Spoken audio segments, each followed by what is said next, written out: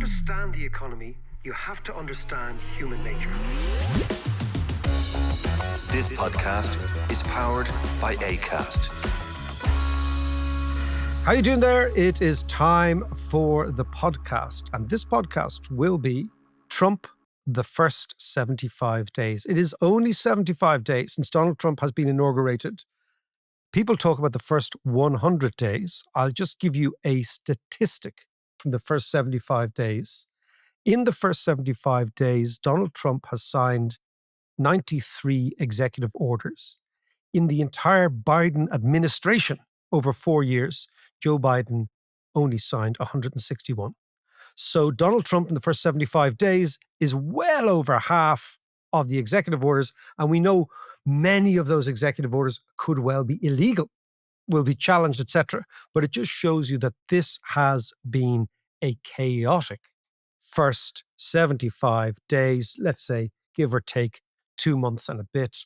And the question I have on this podcast today is, what has been the reception in America, in the financial markets, in the American economy, and of course, outside of America, what has been the reception, or not even the reception, what do we have to do to deal with the change, the abrupt change that is emerging from Washington? How are you doing, Head? Good to see you. I'm good. I'm looking at you down the screen. So obviously you're away again. Where are you this time? I am in Hay-on-Wye, which is on the Welsh side of the English-Welsh border in a part of the world you know very well. Do. Yeah. Lovely part of the world. Really nice part of the world. Yeah. And this, of course, Hay-on-Wye is the book festival ground zero. It has the massive book festival here in June. It also has a wonderful festival called How the Light Gets In that I am speaking at in the end of May. And of course, this one I'm at is a small festival called the Weekend of Mistakes. You'll remember Russell Napier, who was on the show a couple of months back. Yeah, he was brilliant. He has this wonderful little think tank in Edinburgh called the Library of Mistakes. And this is the sort of the Weekend of Mistakes. It's all about monetary economics, so it's a little bit nichey. It's very, very nichey. However, it is... Nerdsville. Oh, you'd love it. You'd love it. So two of my big heroes, a guy called Felix Martin, who wrote a book on money called Money, the Unauthorized Biography. I just went to a talk by Felix, really top-notch stuff. And lots of notes there, I'd say. Lots of notes. And Edward Chancellor, another fellow who writes like an angel, who has written the great book, Devil Take the Hindmost, which is 25 years old. Again, it's a book that we probably will do in the book club. In the book club, yeah, nice one. Yeah, it's really wonderful. And so basically I'm sitting here amongst my peers, John, talking about monetary economics, monetary history. If this was a school, there'd be that little group of fellas in the corner playing chess and nerding out on all sorts of numbers and stuff like that.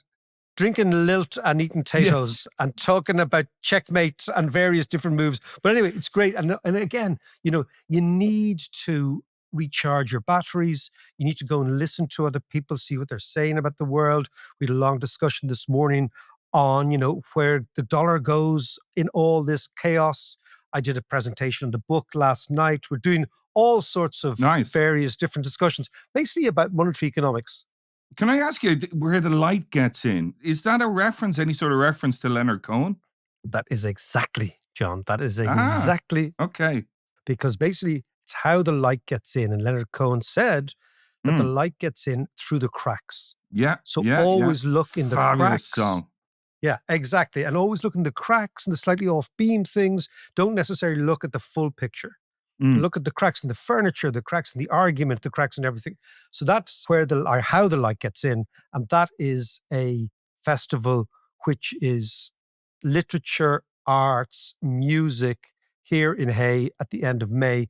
They have profoundly debased their currency by asking me to speak about the history of money. So there we go. So that's what I'm into, Excellent. John, this weekend. And very hard place to get to, though. You forget that mid-Wales, where we are here in the Welsh English border, it's really very rural.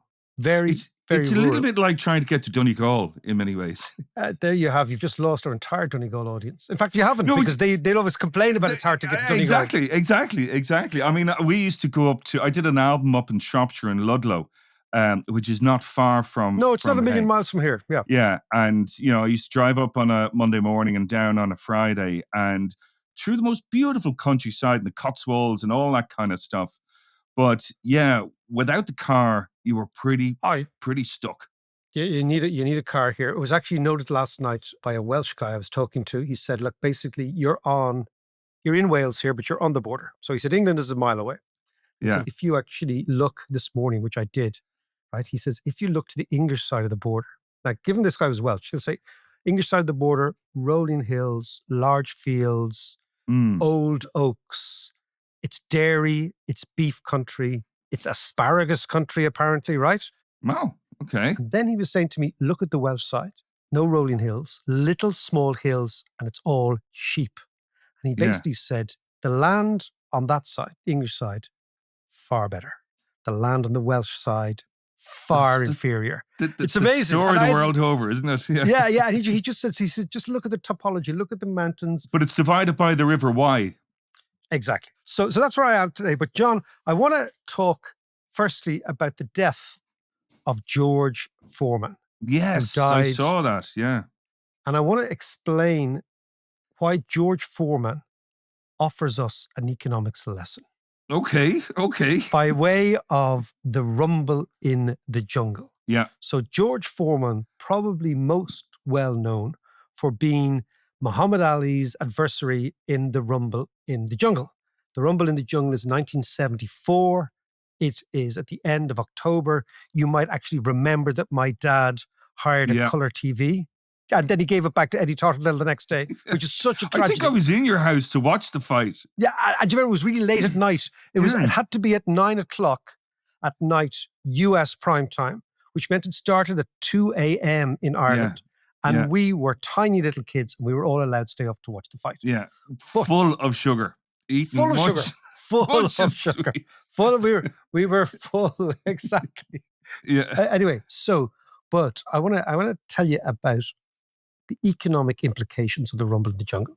So the rumble in the jungle, Muhammad Ali is almost a decade older than George Foreman. Muhammad Ali had lost his previous bout to a guy called Joe Frazier. Yes. George Foreman had knocked out Frazier in the first round and knocked him down 3 times. George Foreman had the strongest punch. He was the fittest man. He was young. He was fast.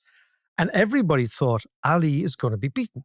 Not only did they think that, but the bookies stopped taking bets after a while. So long were the odds, right? So it was basically a slam dunk. And yet Ali kept saying, I'm going to beat this guy. I'm going to beat this guy. And everyone thought this was Ali being performative. And then when the fight starts, so basically when Ali goes into the ring, he goes over to the ropes and he starts leaning on the ropes. And basically what had happened was Ali and his manager, a guy called Angelo Dundee, tried to figure out, how do we make Foreman's strength his weakness? How can we turn his strength into his weakness? And they figured out they had one shot, and the shot was the following. If Ali lay on the ropes, which were, like, remember this, we were talking about rubber in Congo? Yes. This was in Congo. It was in Zaire, right? Yeah. So the rubber was of a much higher quality in Congo, right, than it was in America, right? So they'd figured this all out amazingly. Yeah. And Ali realized that if he could lie on the ropes, because the rubber acts in a way where, for example, the strength of Foreman's punch will dissipate through Ali's body and onto the rubber of the ropes, that maybe, just maybe, if he could sustain an assault from Foreman, that Foreman will eventually, because he's such a strong man and a big man, will punch himself out. He will expend so much energy in trying to knock Ali down, and in any other environment, he would have knocked him down. But if Ali can sit on the ropes and draw Foreman in and play the game and lull Foreman to a false sense of security, eventually Foreman might just tire himself out, giving Ali the opportunity to retaliate, to hit back, and to potentially win. Unbelievably risky approach, unbelievably difficult to execute, but he does it. And in the fourth round, you just see Foreman getting tired. The fifth round, he's getting tireder. He's punching like a demon. Sixth round, he's getting tireder. And in the seventh round, he's flat out. He has expended all his energy, and Ali has preserved a little bit of energy and knocks him out. Maybe the greatest fight in history. And then, of course, Ali was asked after the time, what was your strategy? And he said, he called it rope the dope. He said, this guy is a dope. He's not thinking on his feet, and we're going to rope him, and that's how we're going to win. But what, in effect, Ali did was he created an environment where his weakness, his age, and his lack of punching ability was his strength, and where Foreman's strength, his unbelievable power, became his weakness. Now, think of this in economic terms, strategic terms, right? Countries, when faced with an overwhelming adversary, need to figure out their rope the dope strategy. How do you create an economic, political, geostrategic strategy, financial strategy, where actually you can outwit, outfox, outmaneuver a much bigger adversary and get away with or survive the fight? Now, when I see the United States throwing its weight around like George Foreman, you know, we're the strongest guy, we're the biggest guy, we're going to shut you down, we're going to tariff you, we're going to do the devil, we're going to take our money back. I'm thinking the next few podcasts should be about our rope the dope strategy. Trump is the dope, and we need to rope him, okay? And Ireland needs to do this. Here, I'm in Britain. Britain needs to do it. Europe needs to do it. And basically, this is going to be our homage to the late, great George Foreman, who, in fact, ended up not being a dope at all. He made a fortune on grills. On grills, I was going to say, he kind of had, this boxing game ain't so good. Let's make some grills. Now, the amazing thing about Foreman, he came back and won the heavyweight championship of the world at 41. He retired at 28. Jesus, your knowledge of boxing now, Mac, is quite impressive. This is a misspent youth, John, as you know. You have misspent youth. It's my knowledge of all stupid sport. It's just my weakness. It's either doing sums with the nerds or watching boxing. Anyway, so we pay homage to George Foreman. And for listeners, try and get your head around what would be the best rope the dope strategy from Ireland, given that our Britain, our Europe, given that we know the overwhelming power is emanating from the United States. And we just have to be nimbler, quicker. Answers on a postcard, please. Answers on a postcard to, actually on Twitter, on X, at David MacW. Okay, now let us talk about the United States. The first 75 days, Johnny boy. So first 75 days, which feels like 75 years, you know, I'm sure I'm not the first to say that, but it really is, it's incredible. And I think the echoes of this, regardless of what happens in the next few years, will last another 75 years for sure.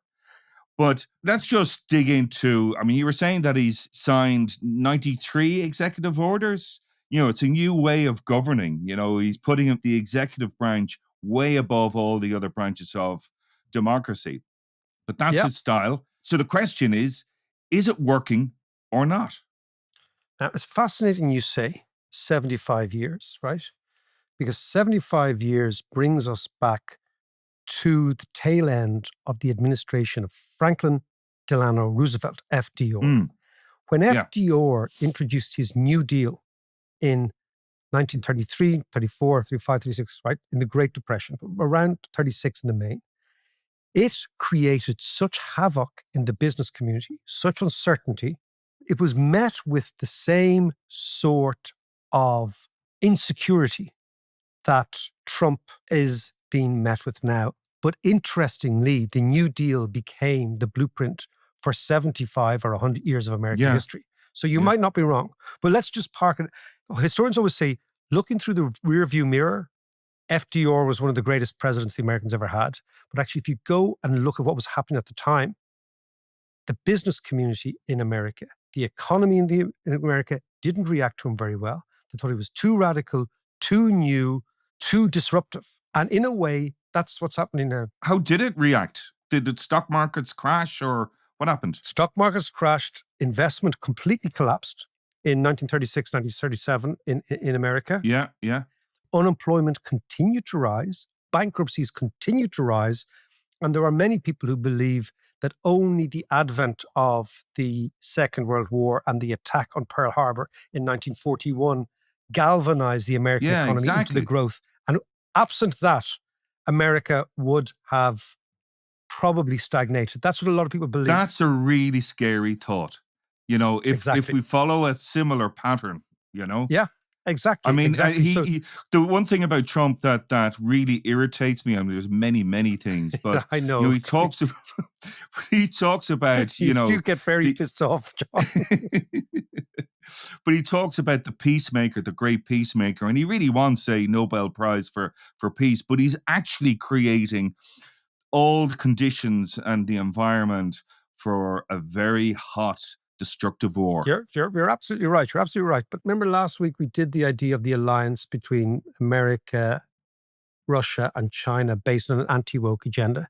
Let's this podcast focus on the economic numbers, right? Yeah. What is actually happening in America? How have the American people and the American economy reacted to the chaos of Trump? Yeah. Right. Yeah. And the funniest thing is, John, when you start to look for indicators of an American recession, the signs are everywhere. Okay, go explain that. So first of all, I'm going to say, how au fait are you with the apps Real, Depop, and Grailed, John? Yeah, they're not on my phone, put it that way. Okay, well, I'll tell you what they are, right? They are apps for secondhand designer kit.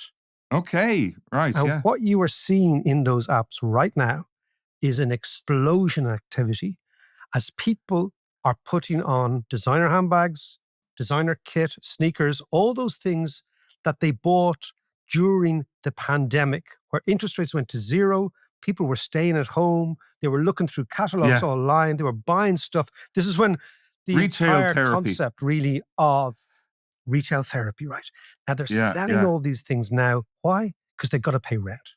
So what you're seeing is basically the chickens of the pandemic are coming home to roost, in the sense that as America and Americans begin to sense a recession, what they always do is they flog whatever is unnecessary. So they're flogging their designer kit at knockdown prices to pay the rent, in effect. Yeah. Now, the fascinating thing is this is always a clear pre-recessionary indicator. So you always get on the Dave McWilliams podcast, bizarre counter-cyclical indicators. This one is Depop, the Depop indicator, right? Yeah. You ask your kids, you ask your kids about it. They're all doing it, right? And older people. I see them do it all the time, you know, and they're taking pictures of getting the lighting right for a dress or for a pair of boots or whatever it is. But it's interesting because we did a bit of a clear out in the house there over the last couple of months, and I had bags and bags. It's about time too. It's about time too. Very cluttered, that house of yours. It's all my flares from the 70s. Oh, I love it. You're Rumble in the Jungle look. Yeah. And then my drain pipes from the 80s. And you're getting top dollar. You're getting top dollar in the second hand. Well, I brought them all down to the charity shop, but it's interesting to see the charity shops are packed. Of course they're packed. Not just with stuff, but with people. With buyers and sellers. Well, you know, it's amazing. There is a hobo chic going on amongst Gen X, right? Yeah. That the richer they are, the more homeless they look. Have you noticed that with the kids? Yes. Yeah. But this indicator accords with evidence we've seen before. So, for example, in 2008, there was a massive surge in people selling stuff on eBay because it's basically a dash for cash. That's what it is, right? Right. Now, why is it a dash for cash? This is the key thing. First thing is, when the pandemic hit, governments had no choice but to open the spigots, fiscal, monetary, etc. It's thought that there was about $15 trillion injected into the world economy by the treasuries of rich countries during this period. Yeah. That stuff is now being paid back, right? Now, why is it being paid back? It's being paid back because liquidity is drying up. Now, liquidity is access to easy cash, and you'll see this drying up everywhere. Why is it drying up? Because liquidity is only the monetary reflection of confidence. And that comes from the fact that banks create money. Central banks don't create money. Commercial banks create Yes. money. Yeah. And yeah. they create money out of thin air, number one. And number two, in response to demand. But where is demand coming from? Demand is coming from confidence. You feel good about the future. You feel good about your life. You think, you know what? I'll go and I will borrow money.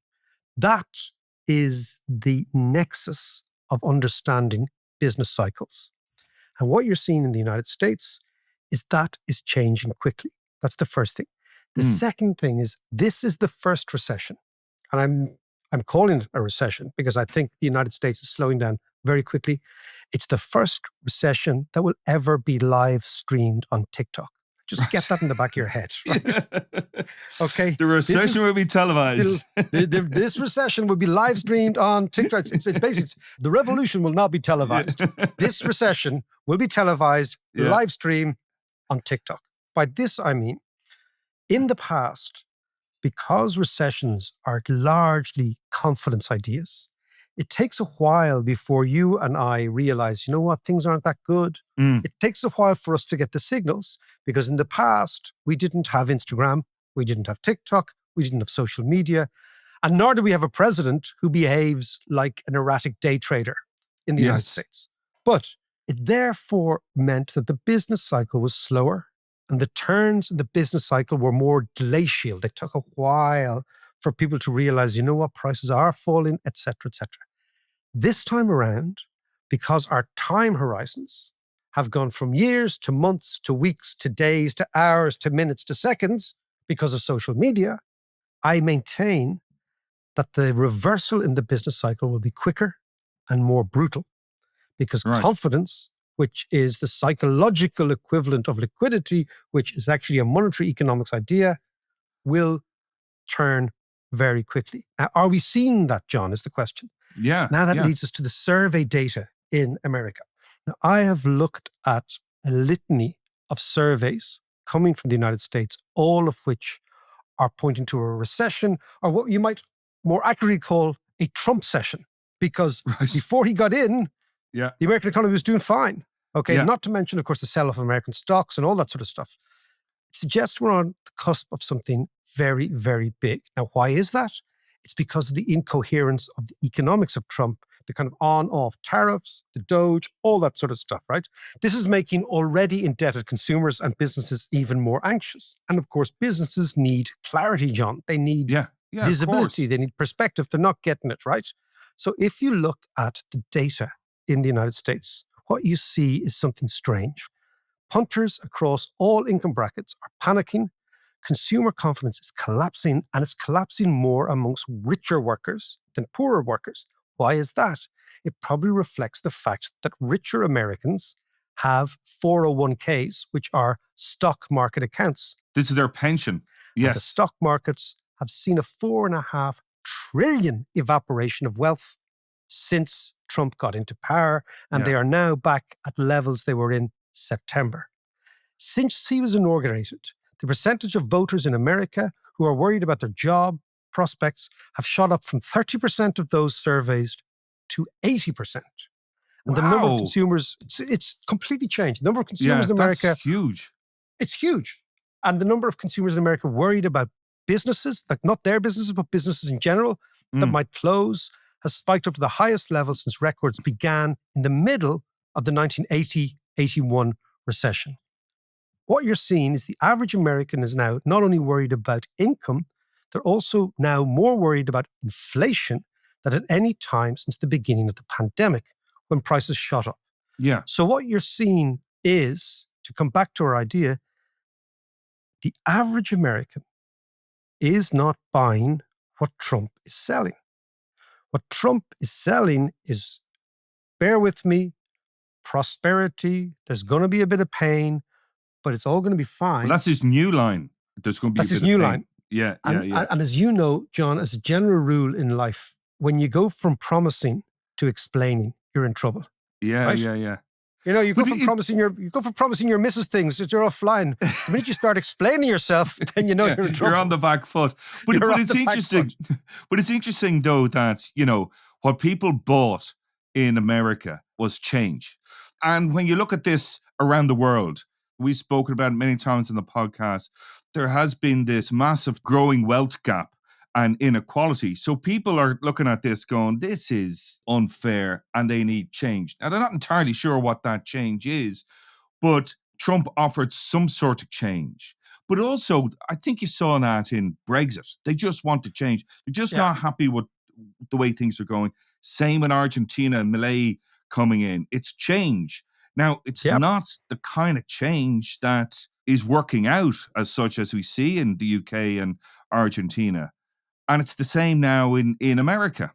And while we need change and we need to solve inequality and we need to solve it quickly, we don't need change like this. Let's hold that thought and come back to that after a little bit of loose change. I see what you did there.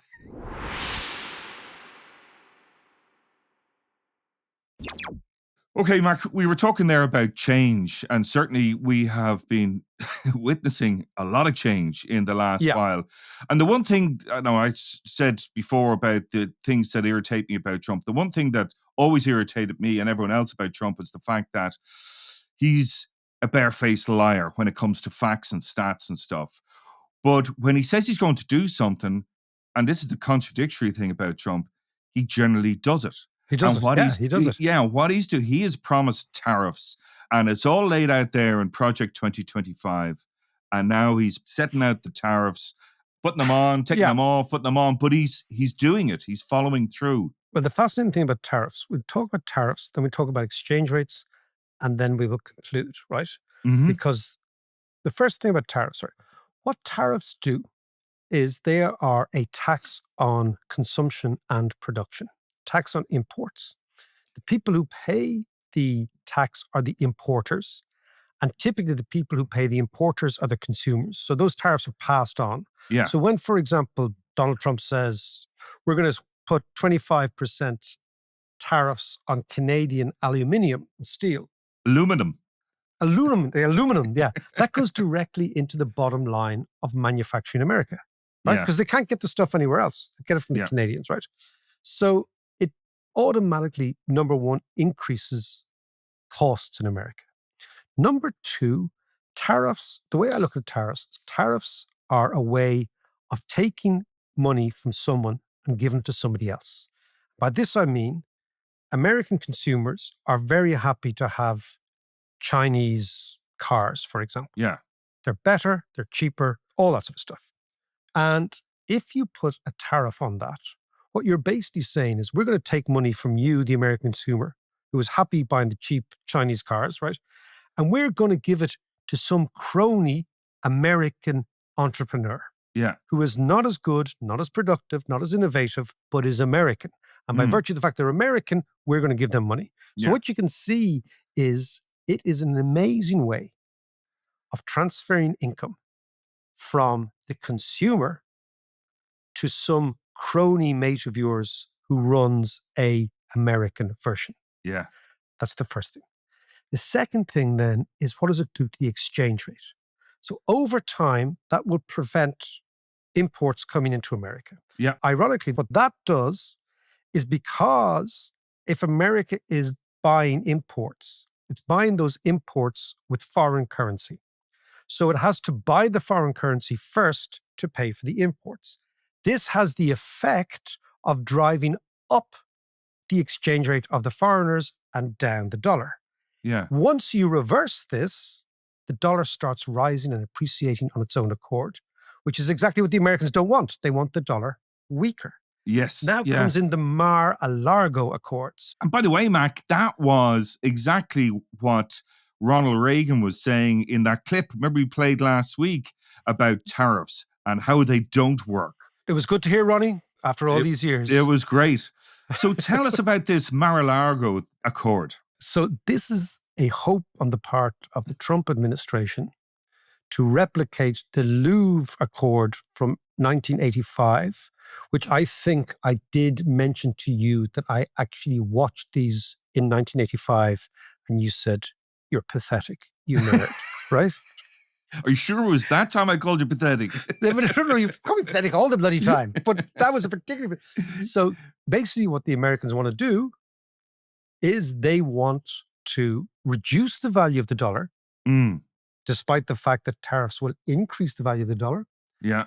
And they want to do this without imperiling the position of the dollar as the world's reserve currency. Now, what they did in the 1980s was they came together with the Japanese and the Germans, West Germany. Basically, it was the Deutschmark, the yen, and the dollar. They did an arrangement between governments, central bankers, that basically what would happen was the Germans and the Japanese would sell dollars, buy their own currencies that would push their currency up and push the dollar down, and America would rebalance its trade and current account deficits, right? The key attribute of the Louvre Accord were they were done willingly. Okay. Germany and Japan sat down and said, yeah, we'll do this with you. This makes sense for us, makes sense for you. The key attribute of America now, America first, is unwilling, that everybody else is being bullied by the Americans to do something that they don't want to do. That's the first one. Second one is America has no leverage over China. Yeah. In fact, it's the opposite, isn't it? Yeah, they've no leverage over China, right? That's the other thing, right? So in the past, they could have lent on the Japanese. They were smaller, etc. They said, also the Japanese, don't forget, existed harmoniously under the American defense umbrella. Yeah. Chinese do not exist under the American defense umbrella. So what the Americans could have said back in the 80s was, look, if you don't help us out in this currency carry-on, we mightn't defend you. And the Japs said, oh, okay, we'll help you out. Yeah. Whereas the Chinese are like, we don't care because we are actually your adversary. So the only way the Mar-a-Lago Accords can happen is if the Americans bully the Europeans. Yeah. And use the American defense umbrella as part of their bargaining chip, which is exactly what they're doing. And all that will lead to, John, is the rearmament of Germany that we spoke about last week. And they've just had their 1 trillion spending package approved in the Bundestag. And I'm going to leave you with a conversation I had last night with a former head of the British Civil Service. Oh, right. Chief bottle washer. Who was that? Of Irish extraction. Gus O'Donnell. Okay. Right. Brilliant guy. He was the chief economist of the British Treasury for years, the head of the civil service. We sat last night. That's the lovely thing of coming to things like this. You can actually sit and chat. Yeah. We should get him on the pod. I would love to get him on the pod. Really interesting, for an Irish family. And the good thing, and I was asking him all about, that suggestion we were saying last week, would Brexit and or Britain be more close to Europe now that America's gone? And he said, that's the obvious way to go. He said, I'm not sure it's going to happen.